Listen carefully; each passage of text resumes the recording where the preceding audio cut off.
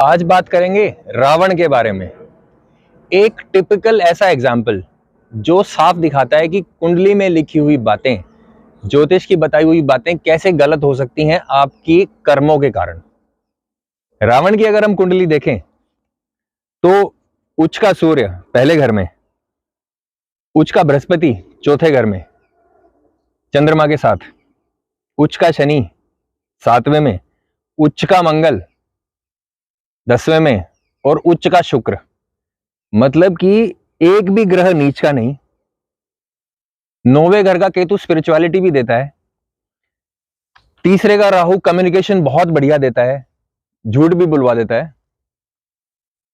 ये कॉम्बिनेशन है जहां पे चौथे घर में मून और जुपिटर एक साथ आके लंकापति बनाते हैं, सोने की लंका का राजा बनाते हैं।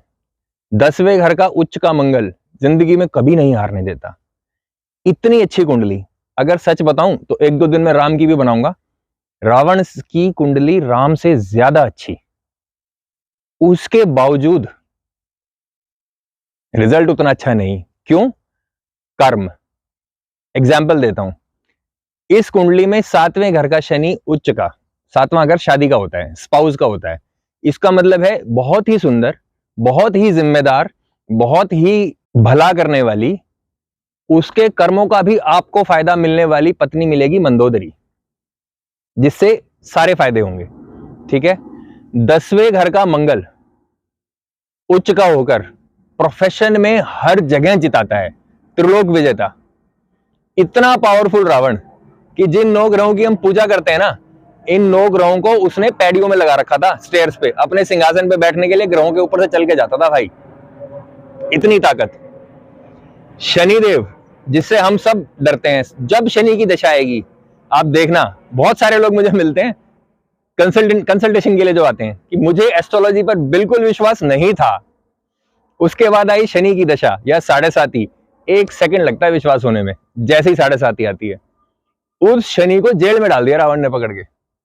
शनि के लिए बोलते हैं कि जब उनका जन्म हुआ तो उनकी दृष्टि अपने पिता सूर्य पर पड़ी, सूर्य भी नुकसान में चले गए।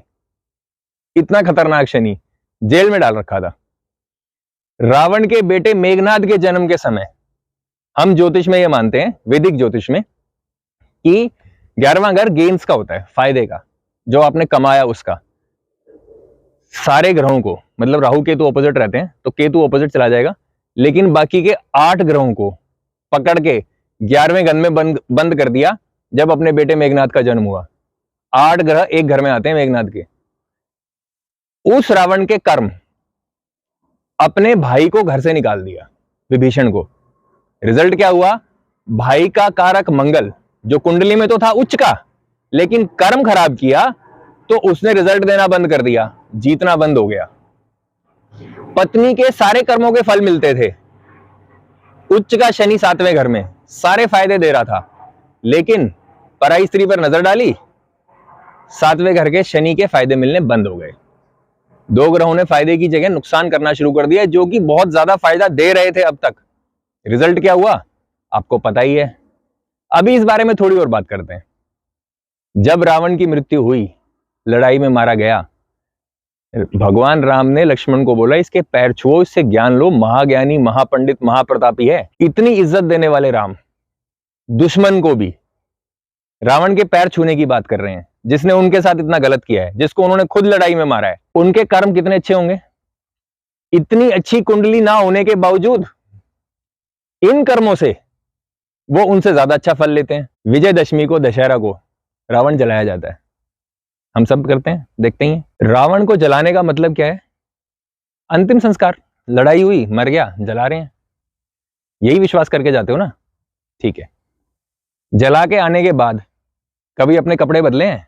भाई शमशान से वापस आते हो, किसी को जला के तो होता है ना कुछ प्रोटोकॉल, नहाएंगे, कपड़े बदलेंगे, मुंह धोएंगे, यहां नहीं जाएंगे, ये नहीं करेंगे, कुछ खाएंगे नहीं। वो फॉलो किया है कभी? वो नहीं किया तो क्यों घोषणा करते हो, पार्टी करने जाते हो?